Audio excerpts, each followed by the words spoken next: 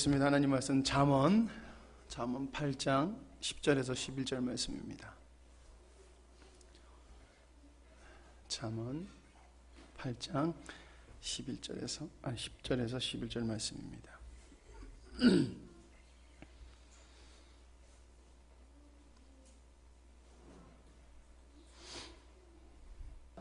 너희는 은을 받지 말고 나의 훈계를 받으며 정금보다 지식을 얻으라. 대저 지혜는 진주보다 나음으로 원하는 모든 것을 이에 비교할 수 없음이니라. 아멘. 오늘 말씀의 제목은 날마다 하나님의 지혜를 구해야 합니다 라는 말씀의 제목으로 함께 말씀을 나눠보도록 하겠습니다. 늘 만나면 반갑고 이렇게 보면 좋은데요, 수요일날 보면 더 반가운 것 같아요. 오늘 임덕길 집사님도 오래간만에 뵈서 너무나 반가운 것 같습니다. 귀를 뚫고 오시는 여러분 수고하셨습니다. 요즘 시대를 보면은 참으로 어떤 것이 진리인지 어떤 것이 거짓인지 참으로 보기 우리가 분별하기 힘든 것 같습니다. 어떤 것은 자기가 옳다고 하면서 여러 주장을 해요. 그래서 그걸 보면은 진짜 맞는 것 같아요. 그래서 반대 사람들의 논리를 들어보면요, 또 열심히 자기네들이 맞다고 여러 가지 논리로 이야기를 해요. 맞는 것 같아요. 그래서 그렇게 다시 이제 중립적으로 딱 들어와서 보면은 도대체 이게 뭐가 맞는지 모르겠어요. 그래서 사람들이 되게 혼란스러워해요. 근데 여기에 더욱 혼란을 가중시키는 게 있는데, 바로 종교 지도자들이 자신들조차도 옳다 생각하는 곳으로 넘어가서 이게 옳다 주장하고, 저쪽에 또 반대분들은 저게 옳다라고 주장을 하는 것이에요.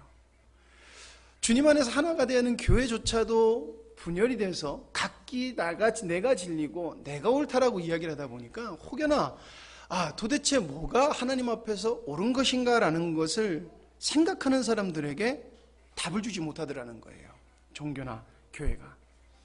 그러면서 더욱더 혼란의 길로 인도하고, 그리고 이런 부분들이 어떻게 보면은 교회를 많이 이미지를 나쁘게 하는 요인으로 우리가 계속해서 발견할 수 있습니다.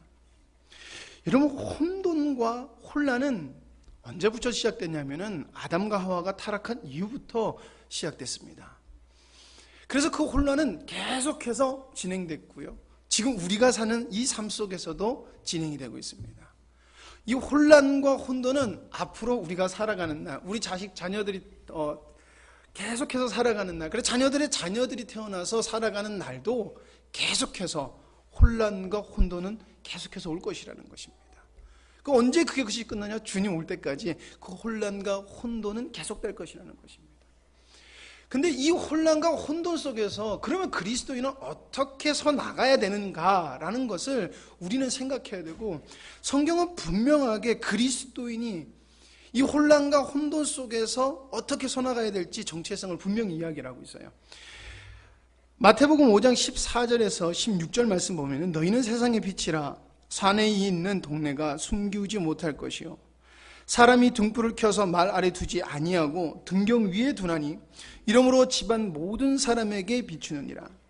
이같이 너희 빛을 사람 앞에 비추게 하여 저희로 너희 착한 행실을 보고 하늘에 계신 너희 아버지께 영광을 돌리게 하라. 여러분, 위에서 말한 이 모습들은 그리스도인, 그러니까 진정한 그리스도인이라고 하면 반드시 나오는 것을 말씀해 주시고 있는 거예요, 예수님께서. 우리가 노력해서 뭘 얻어서가 아니라 주님과의 깊은 교제와 주님과의 하나됨이 되는 사람들, 그러니까 그리스도와 연합이 되는 사람들은 이 모습이 반드시 나온다는 것이에요. 성경은 어떤 것을 선포할 때 이렇게 해서 단계별로 올라간다고 얘기하지 않아요. 네가 그리스도와 함께 참 믿음을 가졌으면 너에게 이런 모습이 나타날 것이야 라고 분명히 이야기하고 있다는 것이에요. 그래서 우리가 세상의 빛이 되어야 된다고 성경은 분명히 이야기하고 있습니다. 여러분, 이 빛 얘기, 그리고 우리가 정체성을 갖는 것은 굉장히 중요해요. 만약에 우리가 정체성을 가지지 못하고 빛이 빛의 모습을 가지지 못한다고 하면은 거기에 문제가 생깁니다. 그리고 성경은 그 문제 생기는 본인, 그 장본인을 분명히 경고하고 있습니다.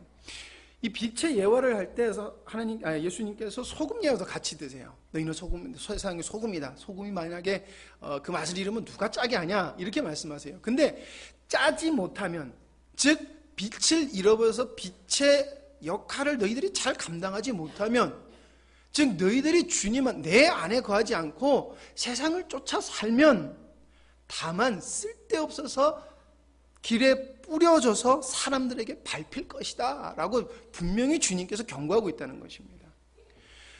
저는 요즘 교회나 그리고 많은 그리스도인, 때로는 우리의 모습들도 능력 있는 것이 아니라 때로는 세상에 밟히기도 하고, 그리고 세상에서 사람들이 교회를 무시하면서 나오는 이 모습들이 소금이 맛을 잃어버렸고 빛이 빛을 잃어버렸을 때 주님께서 하신 이 말씀이 그대로 이루어진다고 저는 보여집니다. 여러분, 우리는 반드시 우리가 가진 정체성을 지켜나가야 되는 것입니다. 여러분, 교회에 많은 지식인이 있습니다. 그러나 교회가 혼란을 가중시킨다는 것이에요. 무엇이에요? 하나님이 원하는 것을 보지 못했다는 것입니다. 그것을 보고 있지 못한다는 것입니다. 여러분, 교회가 돈이 없습니까? 요즘 교회가 돈이 많습니다. 그래서 돈을 잘못 사용해서 문제가 되죠. 여러분, 교회가 지적인 능력이 떨어집니까? 아닙니다. 요즘 교회는 굉장히 학력 수준도 높아졌어요. 그러면은 사회가 너무나 타락해서 그렇습니까? 사회는 늘 타락했어요. 왜 그리스도인이 왜 세상에 빛이 되지 못하고 왜 세상에서 바른 정체성을 나타내지 못할까? 많은 문제가 있지만 저는 오늘 여러분들과 함께 나누고 싶은 말씀은 그리스도인들이 하나님의 지혜를 구하지 아니하고 하나님의 지혜가 없기 때문이다라는 것을 여러분들과 함께 나누고 싶습니다.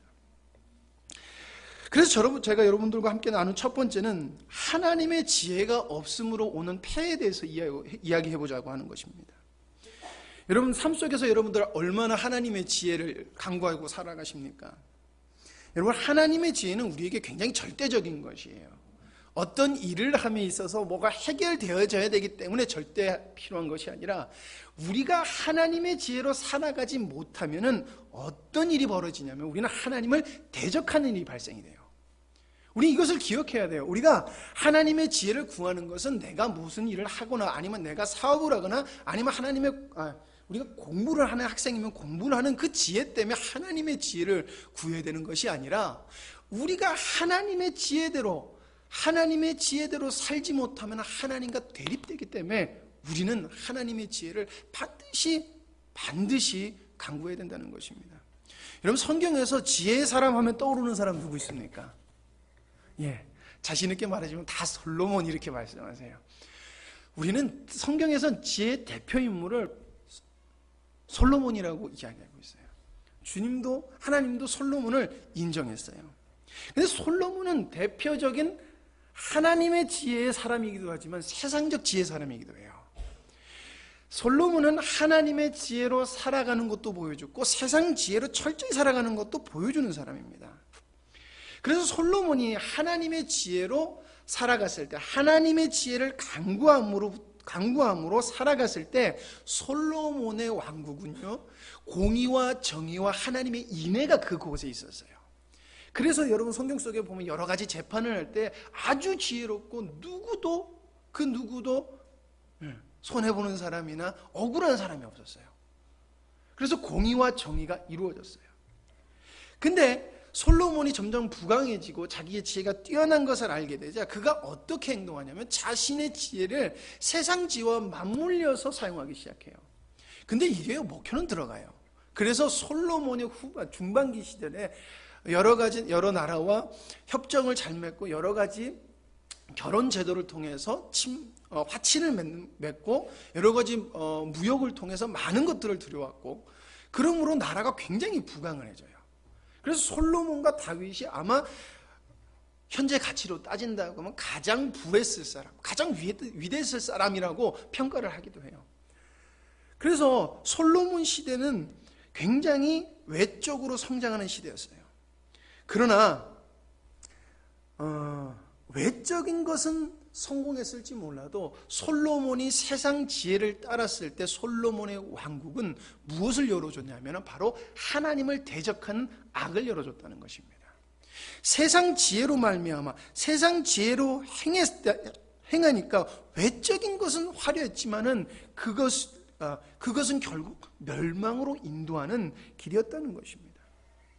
여러분, 우리는 세상 지혜를 경계해야 됩니다. 왜냐하면 세상 지혜는 어디서부터 오냐면 악으로부터 오는 것이에요. 악으로부터 왔다는 것은 무엇을 말하냐면 반드시 죄와 연결되어 있다는 것이에요. 죄와. 여러분, 사단이 하와를 유혹했을 때 하와가 그 유혹을 들었을 때 되게 합리적이었을 것이고요. 하와의 개인적으로 봤었을 때는 굉장히 유익했고 즐거움을 줄 수 있었던 것이에요. 왜? 내가 하나님처럼 된다는 것이었기 때문에. 하나님, 나 이 꼴. 동등한 위치예요. 어마어마한 것이에요. 그래서 하와는 사단의 말을 따라요.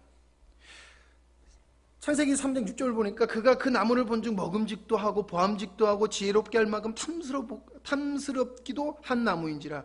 여자가 그 실과를 따먹고 자기와 함께 남편에게도 주매 그도 먹은지라. 좋으니까 합리적이니까 세상 방법으로 맞네, 맞는 거 같네 하니까 먹은 거예요.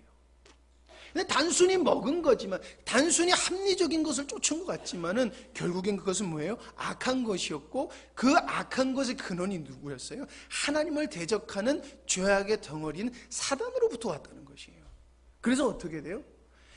깨끗했던 인간에게 사단의 죄악이 들어옴으로 철저하게 타락을 해버린다는 것입니다.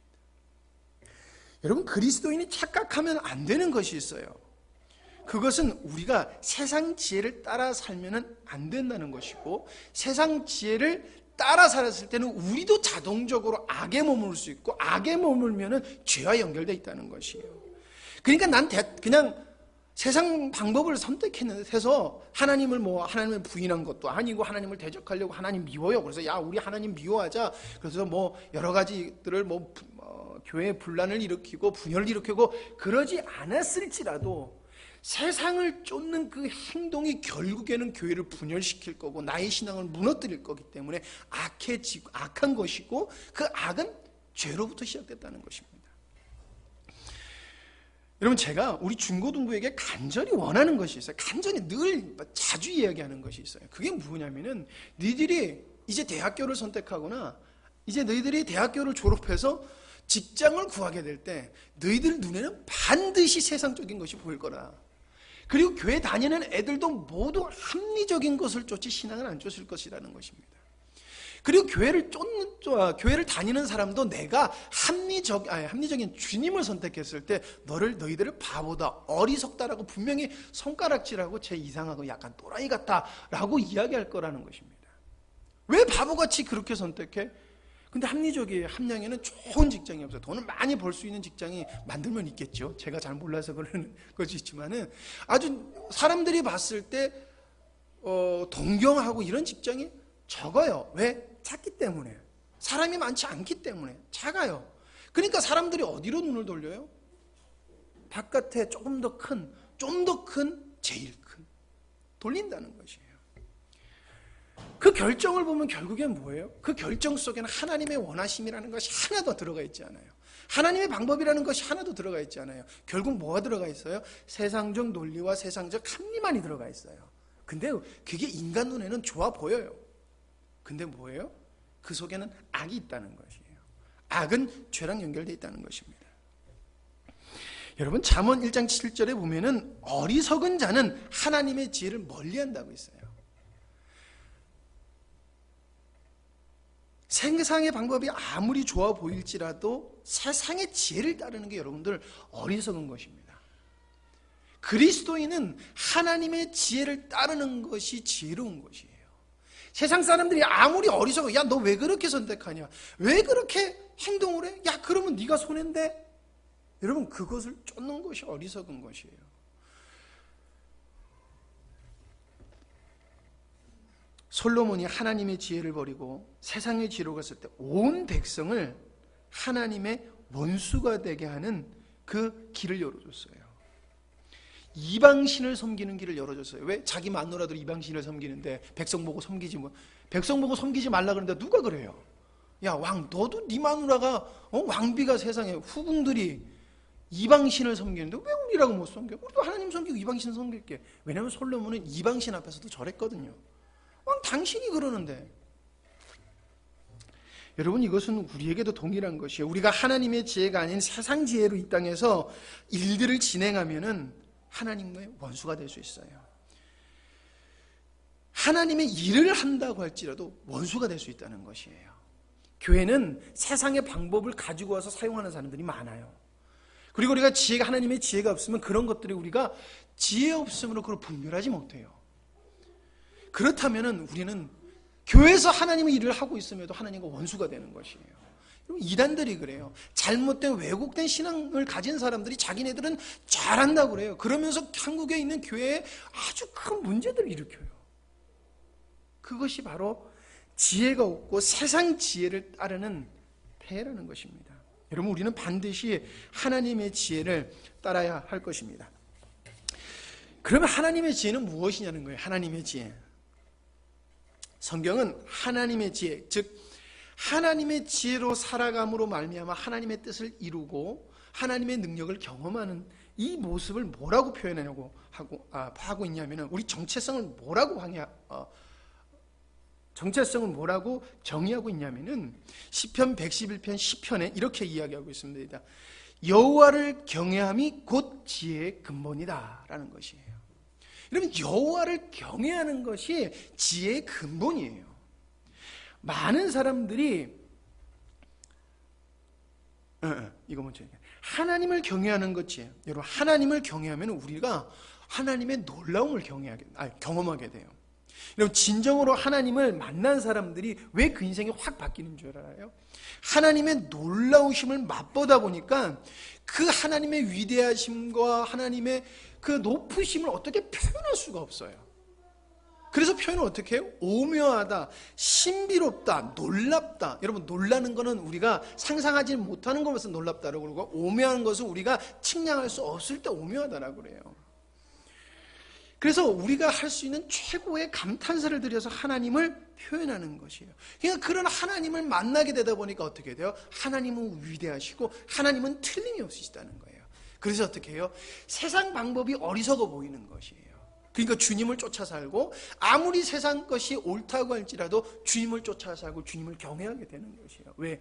하나님은 그 누구도, 그 어떤 신이 없지만 그 어떤 것도 하나님보다 위에 있을 수 없고 하나님보다 위대한 것이 없기 때문에 그렇다는 것이에요.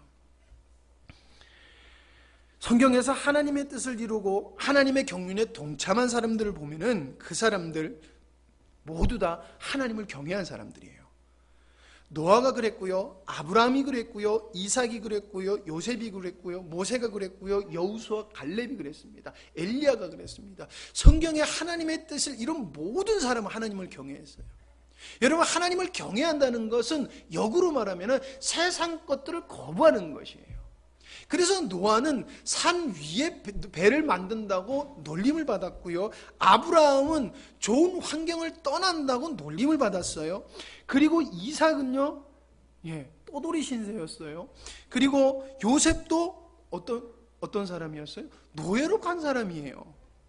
모세는 왕자에서 내려온 사람이에요. 여호수아요, 이스라엘 사람들과 다르게 하나님을 유일하게 의지했던 여호수아 갈렙이라는 것이에요. 엘리야요, 모든 이스라엘 백성들이 하나님을 떠났을 때 엘리야는 하나님을 믿고 순종했어요. 칼이 목에 들어올지라도 하나님을 경외했던 사람이에요. 그때 어떤 일이 벌어져요? 하나님께서 일하심이 누구도 상상 못했던 일이 일어난다는 것이에요. 이루어졌고 하나님의 뜻이 이루어졌다는 것입니다.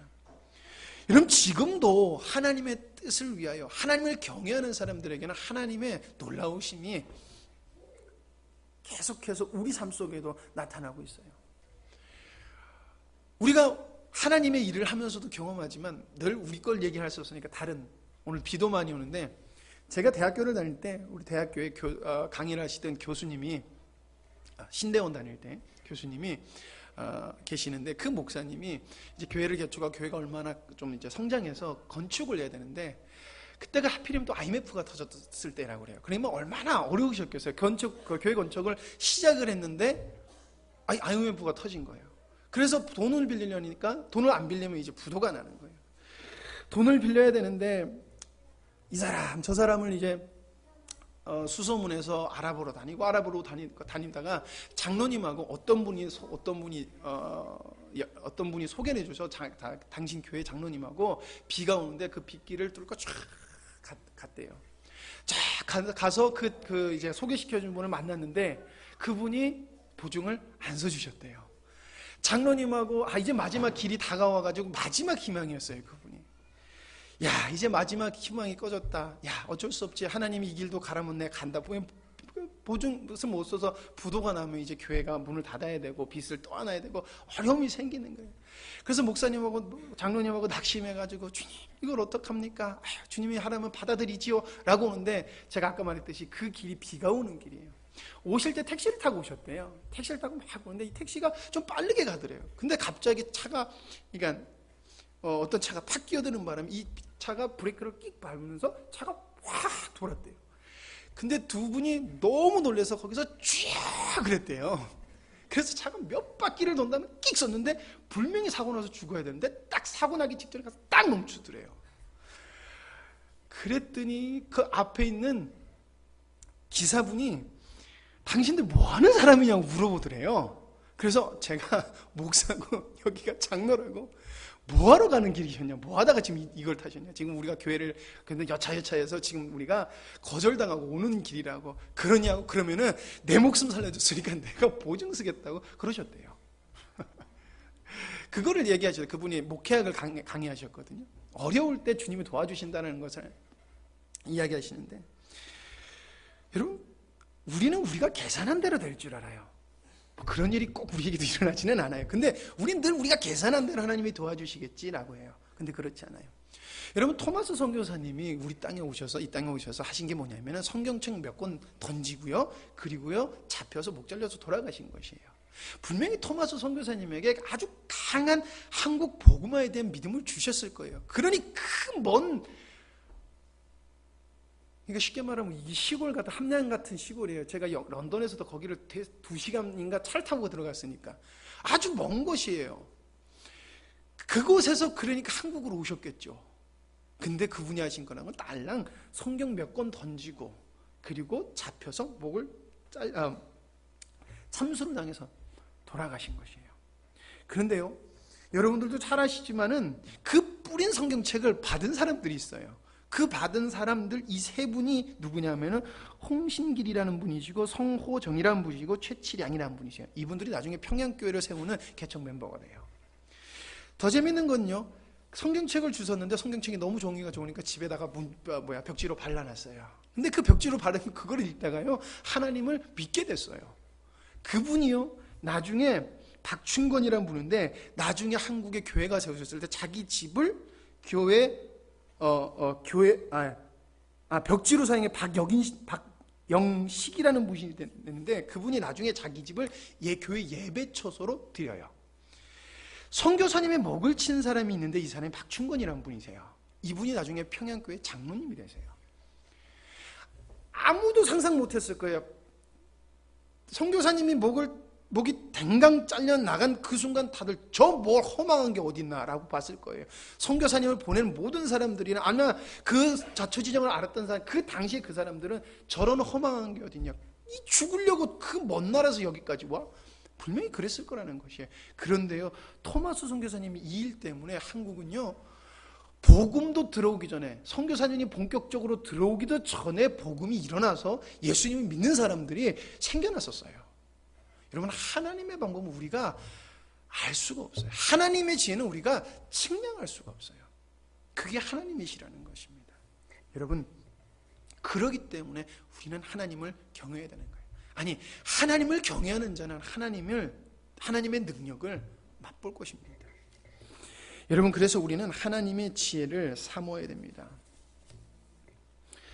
그래서 우리는 하루하루 하나님을 경외하는 삶을 살아가야 됩니다. 여러분, 하나님 앞에선 잘난 것 없습니다. 하나님 앞에선 똑똑한 것 없어요. 하나님 앞에선 내가 가지고 있는 것 아무 의미 없어요. 그런데요, 하나님과 함께하면요 우리 잘난 것이 소용이 있어요. 왜요? 하나님 우리 잘남을 사용하세요. 왜요? 달란트로 주셨거든요. 우리가 하나님과 함께하면 내가 가지고 있는 지식이 덕이 돼요. 사도 바울이 그랬어요. 내가 가지고 있는 것이 주님과 함께라면요, 여러분들 굉장한 큰 힘을 있었어요. 왜요? 그분이 누구죠? 갑자기 생각이 안 나네. 여자 집사님으로 해서 사도들을 섬긴 사람, 루디아 맞죠? 사모님 루디아 맞죠? 루디아 집사가 사도들을 섬겼잖아요. 하나님이 가신 재정으로 많은 사람들을 섬길 수 있다는 거. 언제? 하나님과 함께 있을 때, 하나님의 지혜가 함께 있을 때 그렇다는 것입니다. 자, 세 번째로 나눠볼 것은 하나님의 지혜는 그럼 도대체 무엇이냐는 것이에요. 하나님의 지혜는 모든 것을 이기는 능력이에요. 여러분, 우리 삶 속에서 모든 것을 이루게 해서 결국엔 내가 원하는 걸 주는 것이 아니라 하나님의 뜻을 이루어 가신다는 것이에요. 우리가 착각을 하면 안 돼요. 우리가 모든 것을 이긴다는 것을 계속해서 내가 생각하는, 내가 원하는 것이 이루어진다고 생각을 하면 안 돼요. 하나님의 뜻이 이루어진다는 것이에요. 하나님은 하나님의 뜻을 이루려고 이 땅을 창조하셨고 결국에는 하나님의 뜻을 이루시는 거예요. 그리고 하나님을 경외하고 하나님을 사랑하는 사람들은 모든 것을 이겨서 하나님의 뜻을 이루어요. 그게 이루어진다는 것이에요. 하나님의 지혜는 세상을 압도해요. 그래서요, 애굽의 바로가요, 요셉을요 어떻게 칭찬하냐면 요셉에게 이르되 네가 이 모든 것을 보였으니까 너와 같이 명철하고 지혜 있는 자가 없다라고 이야기하는 것이에요. 근데 이 말을 어떻게 해석을 해서 들어야 되냐면은 그 당시에 바로는요 여러 신들을 섬기고 있었고 신들마다 각 능력이 있었어요. 그래서 지혜의 신도 있었고 무슨 신도 있었고 우리가 그 영화 같은 거 보면 막 있잖아요. 그래서 모든 신들에게 능력이 있어서 자기 신들이 최고라고 생각했던 거예요. 그런데 지금 이것을 인정하는 건 뭐냐면 자기보다도 지금 너 더 똑똑하다라고 얘기를 하는 거예요. 그건 뭐냐면 너희 하나님이 진짜 최고네 라고 인정을 하는 거예요. 이게 뭐예요? 하나님의 지혜는 모든 것을 압도한다는 것을 하나님께서 보여주는 것이에요. 여러분, 그러면 우리는 우리 스스로에게 이런 질문을 해야 돼요. 여러분들은 우리는 얼마나 하나님의 지혜로 살아가느냐? 우리는 얼마나 하나님의 지혜로 살아가느냐? 하나님을 얼마나 신뢰하고 있느냐? 우리 물어봐야 돼요. 왜냐하면 그것이 우리의 삶의 지혜의 척도기 때문에 그렇다는 것입니다. 우리가 하나님을 신뢰하는 것, 우리가 하나님을 신뢰하고 하나님을 경외하는가는 내가 얼마나 하나님의 지혜로 살아가고 있느냐는 것을 보여주는 것이고 반드시 그것은 우리 삶 속에서 나타나게 돼 있어요. 하나님을 의지하는 사람은 세상에 감당하지 못해요. 우리가 그 찬양 좋아해요. 세상에 감당 못한 사람은 여호와를 뭐죠? 여호와의 인도함을 받는 자이니 갑자기 하면요 생각이 잘 안 나요. 인도함을 받는 자이니 왜 여호와의 인도함을 난 못해? 모든 것이 주님이에요. 주님을 경외하는 거예요. 세상이 감당 못해요. 왜? 누가 하니까? 나의 목자 되신 주님이 하니까, 나의 주인이 하시니까, 능력이 많으신 하나님이 하니까. 여러분, 그래서 우리는 어려운 일이 왔을 때 하나님 내 문제 해결해 줄 지혜를 주세요라는 게 아니라 하나님 내가 이겨낼 수 있는 믿음을 주시고 하나님을 경외할 수 있도록 나를 붙들어 주세요. 내가 하나님 앞에서 흔들리지 않도록 해주세요. 왜요? 문제는 하나님이 하나님의 기쁘신 뜻을 따라 해결해 나가실 거기 때문에 내가 원하는 방법이 아니라 하나님의 기쁘신 뜻을 따라 기쁘신 방향대로 해결될 거기 때문에 그리고 그것이 해결이기 때문에 우리는 그렇게 기도해야 된다는 것이 이게 지혜 있는 자의 삶이라는 것입니다. 네. 하나님은 우리 삶 속에 내가 요렇게 해결할게 안 하세요. 뭐라고 하시냐면 내가 할 거다라고 그래요. 제가 어려움이 있으면요 사모님한테 기도를 부탁해요. 우리가 기도 부탁하잖아요. 그러면요 참 야속하시게도 저희들에겐 그렇게 길게 말씀 안 해주세요. 딱 뭐라고 말씀하시냐면은 내가 할 거다, 은혜를 입을 거다, 요 두 개 제일 많이 들어요. 그래서요 뭘 여쭤보기가 이제는 좀 그냥 그래요. 뭔가 좀 길게 말씀해 주셔야지 힘을 가지자 이러는데 아니에요. 은혜 입을 거다, 잘하고 있다, 은혜 입을 거다. 요번에도 물어보면 분명히 그렇게 말씀해 주실 거야. 그냥 저희들끼리 그냥 우리가 하나님 앞에서 나 똑바로 살면 돼 이러고 저희들이 스스로 마음을 해요. 근데 뭐예요? 이렇게 말씀하시는 게 뭐예요? 근데 하나님은 성경에 보면은 구체적으로도 말씀하셨지만은 그 현장에서는 내가 할 거야라고 말씀하세요. 그리고 나는 하나님이다라고 이야기하세요. 그건 뭐예요? 너희는 나만 신뢰해라고 이야기하는 것입니다. 여러분, 주님만 신뢰하고 주님만 따르면 되는 것이에요. 자, 네 번째로 세상에 그러면 지혜는 뭐는 거예요? 우리가 경계해야 되는 세상 지혜는 뭐냐라는 것인데, 여러분 세상 지혜는 뭘까요? 세상 지혜.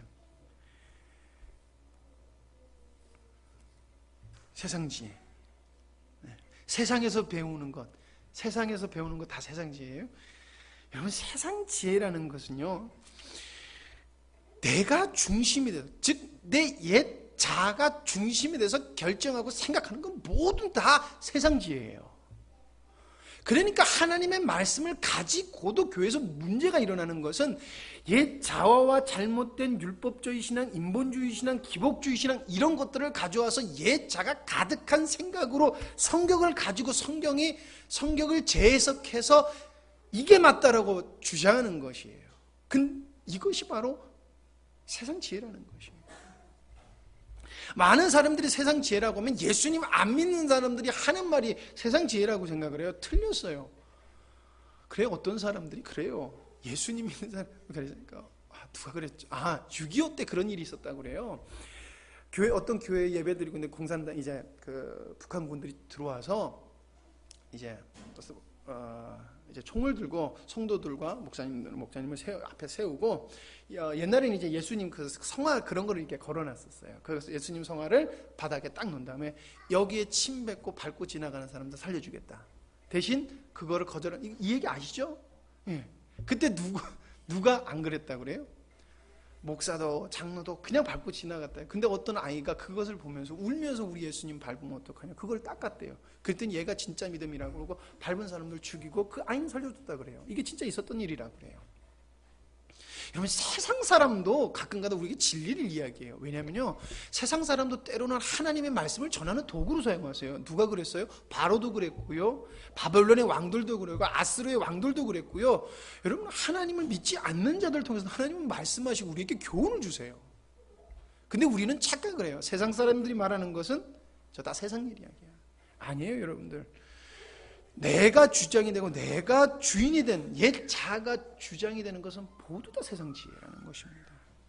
여러분, 제가 필리핀에 있었을 때 아직도 마음이 불편한 것이 뭐냐면은, 필리핀의 사람들을 이제 목회자를 양성을 하려고 그래요. 왜냐면은 우리 한국 목회자가 가서 다 섬길 수가 없어요. 왜냐면은 너무 낙후도 됐고 너무 산속에도 있고 그래서 힘들어요. 그래서 목회자를 양성해요.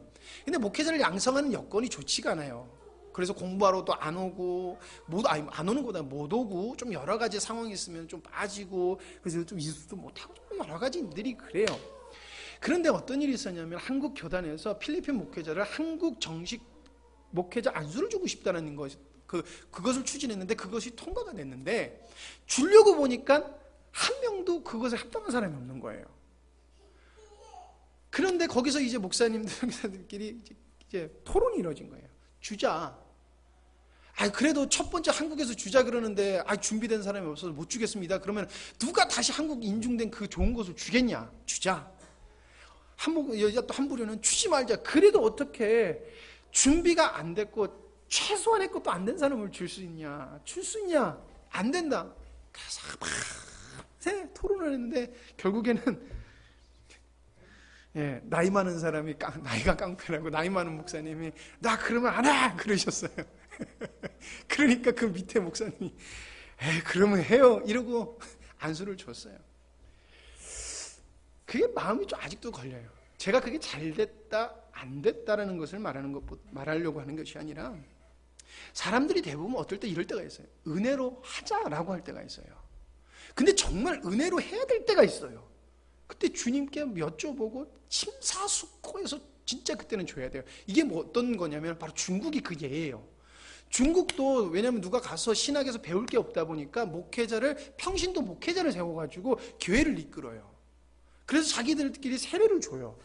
근데 우리 한국 교회법상은 세례는 아무나 주면 안 돼요. 그 세례 아무나 주면은 그거는 교회법으로 파면 막 이런 식으로 돼요.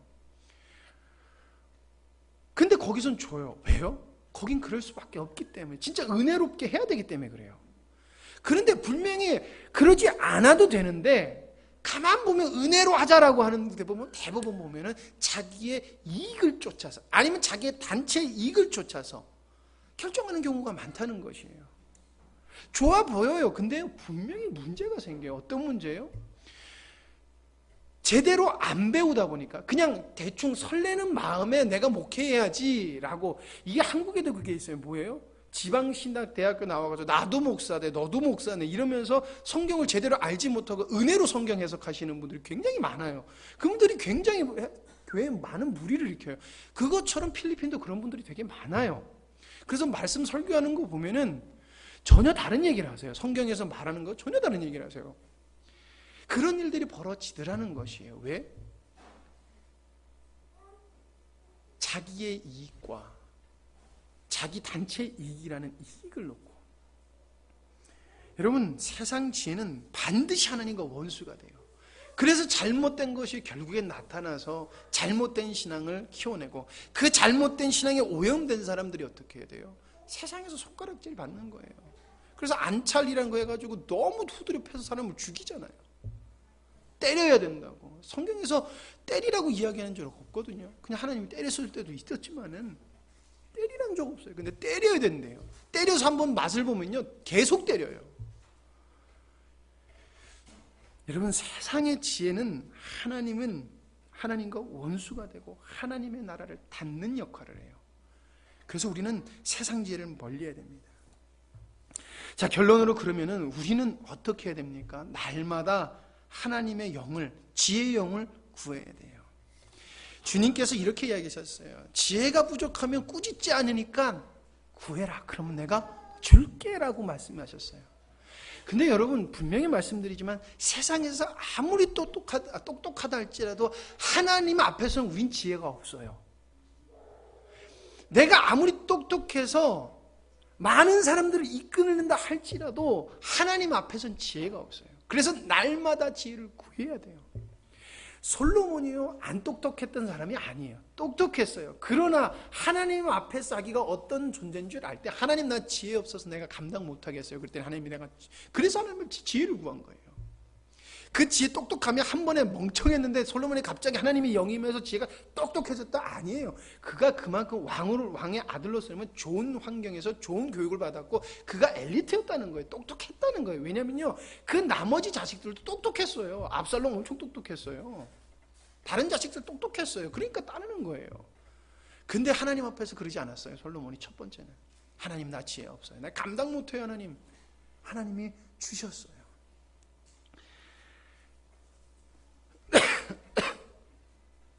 여러분, 하나님은 분명히 약속하셨어요. 사모하면 우리의 영을 하나님의 영, 지혜의 영을 우리에게 주시겠다. 그래서 하나님이 뭘 알기 원하는지, 하나님이 어떤 것을 기뻐하시는지 너희들 알게 해주겠다라고 분명히 말씀하고 있습니다. 우리 주 예수 그리스도의 하나님 영광의 아버지께서 지혜와 계시의 정신을 너희에게 주사 하나님을 알게 하시고 너희의 마음의 눈을 밝히사 그의 부르심의 소망이 무엇이며 성도 안에서 그 기업의 영광의 풍성이 무엇이며 그 힘의 강력으로 역사심을 따라 믿는 우리에게 베푸신 능력이 지극히 크심이 어떤 것을 너희로 알게 하시기를 구하노라. 즉 이렇게 되면 안다라는 것이에요.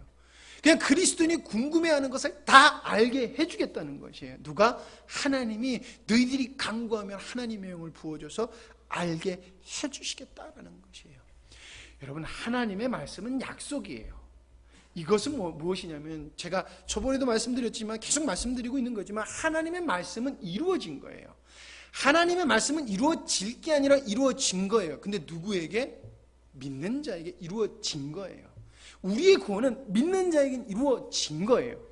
하나님이 천지를 창조하시고 종말을 선포하셨어요. 그러면 벌써 종말은 하나님 앞에서 온 거예요. 그러니까 여러분, 우리에게 지혜 주신다는 것은 이루어졌어요. 그럼 우린 날마다 뭐예요? 지혜와 하나님의 지혜와 계시의 정신, 계시의 영을 우리에게 주시옵소서. 그래서 하나님의 비밀을 알게 하시옵소서라고 우리가 하나님 앞에 간구해야 된다는 것이에요. 그러면은 합당한 열매가, 우리 수준에 합당한 열매가 맺혀져요. 그러니까 날마다 더 우리가 주님 앞에 간구해 나가면 어떻게 돼요? 더 합당한 열매가 반드시 우리의 삶에 이루어진다는 것입니다. 여러분, 정말 앞에서도 말씀드렸지만 정말 혼탁한 시대예요. 그러잖아요. 제가 이런 말을 하면 좀 그렇지만 경상도에서는요, 저쪽이 죽일 놈이라고 그러죠. 전라도 가잖아요. 완전 딴판이야. 이쪽이 죽일 놈이라고 그래요. 교회에서요, 그래서요, 대놓고 이쪽을 죄인 취급하고 정신 나간 사람 취급을 해요. 그걸 따르는 사람은 완전히 다 이상한 사람 취급을 해요. 그럼 거기도 목사님이에요. 그럼 우리가 그 목사님 인정할 수 없어요? 그럼 여기 목사님이 그래요? 그럼 여기 목사님은 인정할 수 없는 것이에요? 진리가 도대체 뭔지 원하는 사람에게 답을 주지 못하는 게 지금 현실 교회라는 것이에요. 왜 그래요? 하나님의 지혜로 보지 않기 때문에 그렇다는 것입니다. 여러분, 우리는 하나님의 지혜로 세상을 봐야 돼요. 하나님의 지혜로 우리는 날마다 모든 순간을 결정하고 답을 얻어야 된다는 것입니다. 그것은 하나님을 경외함으로 이루어지는 것이고 하나님 안에 거하면 되는 것이고 믿음을 가지면 되는 것입니다. 그리고 강구하는 자에게 하나님께서 반드시 믿음을 주실 것입니다. 기도하시겠습니다.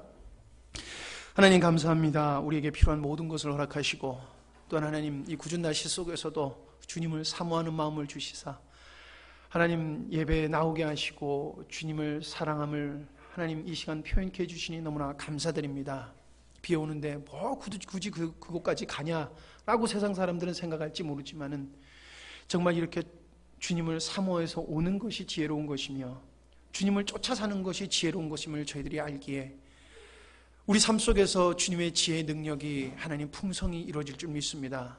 저희 믿음이 단순한 믿음이 아니라 주님의 약속을 믿는 믿음으로 인한 것이오니 분명히 우리의 삶은 주님으로 주시는 풍성함이 있을 줄 압니다.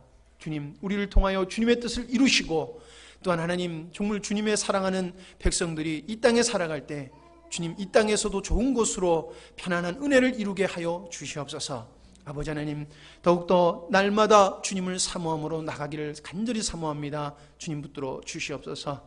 또한 출타 중에 계신 병상 중에 계신 우리 목사님 있습니다. 주님의 복음을 전해야 될 귀한 목사님이십니다. 아버지 하나님 저희들을 더욱더 힘써서 하나님 아버지 주님의 종을 위하여 기도하게 하시고 주님께서 허락하시는 그 시간까지 강건함으로 주님의 복음을 전하게 주님께서 인도하실 수 있도록 주님 저희들이 기도로 동참하게 하여 주시옵소서.